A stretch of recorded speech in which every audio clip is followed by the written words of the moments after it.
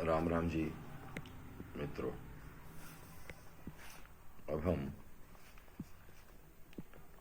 भगवद गीता अध्याय 13 के श्लोक 31 में प्रवेश कर रहे हैं, जहाँ भगवान श्री कृष्ण अर्जुन से कहते हैं, अनादित्वात् निर्गुणत्वात् परमात्मा अयम अव्ययः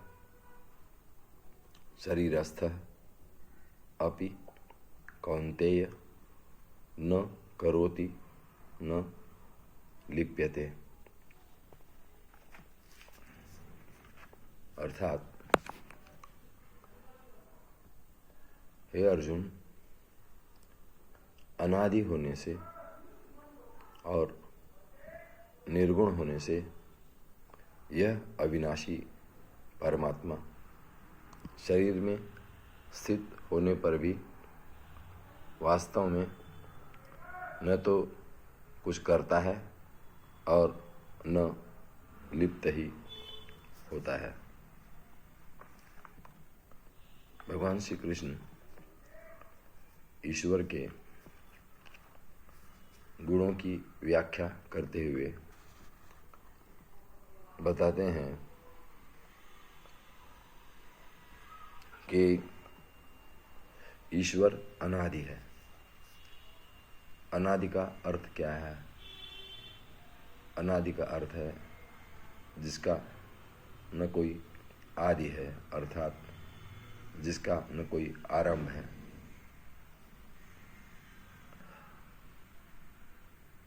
ईश्वर सदा सनातन है। ईश्वर ऐसा कभी नहीं रहा कि ईश्वर नहीं था, इसलिए उसे अनादि कहा गया है।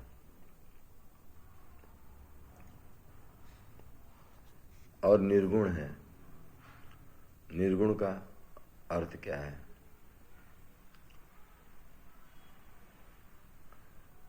हम सभी गुणों में बंधते हैं, सत्वगुण, रजोगुण और तमोगुण।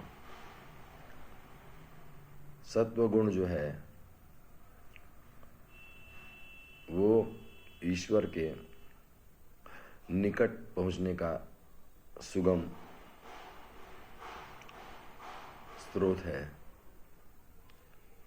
रजोगुण में ईश्वर से कुछ दूरी बनी रहती है और तमोगुण में ईश्वर बहुत दूर। तमोगुण में जो भोजन लिया जाता है वह तामसी भोजन है। रजोगुण में जो भोजन है वो सुखकर प्रतीत होता है।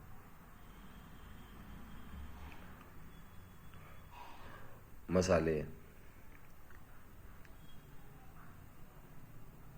तली हुई चीजें, पकौड़े और अन्न।